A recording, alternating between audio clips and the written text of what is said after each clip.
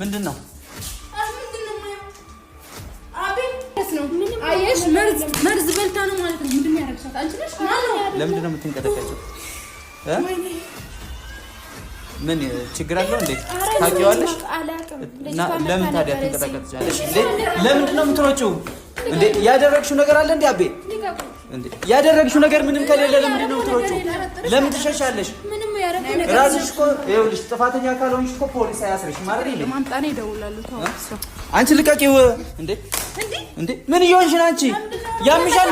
ስልኩን ለምን ትወረውሪያለሽ እንዴ? ስልኩን አንሺው። ሰላም ሰበረችው እኮ በእና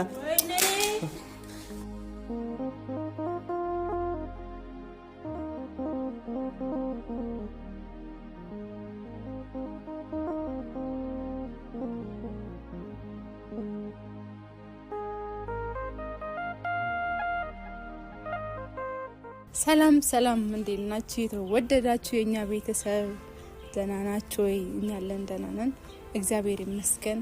እንኳን አደረሳችሁ። እንዴት ነበር በዓል? እኛ ጋር በጣም አሪፍ ነበር፣ ደስ ይል ነበር። ከሶልዬ ጋር ፈርቸስ ብለን አሳልፈናል።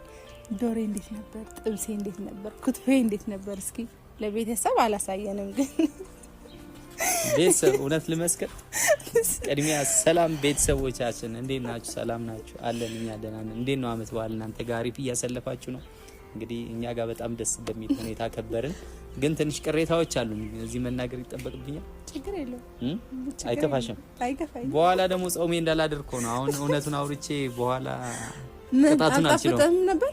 አይጣፍጥም። እውነት ለመናገር ዶሮ ተብሎ ማን ነው ጨው ነው የበላሁት ቤተሰብ እዚህ ታሳፍረኛለህ።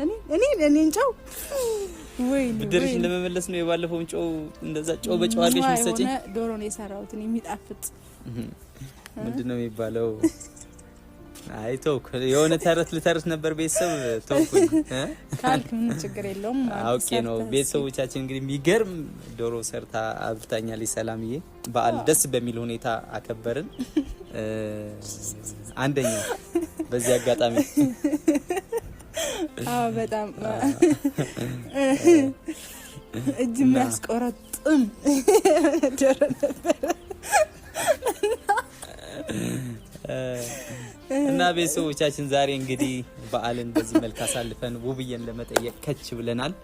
ቤቷን የምንገኘው ውብዬ ቤት በር ላይ ነው። እንግዲህ ሰርፕራይዝ እናርጋት ብለን በዓል አብረን አላሳለፍንም። እሷም አጋጣሚ ሆስፒታል ነበር ያሳለፈችው።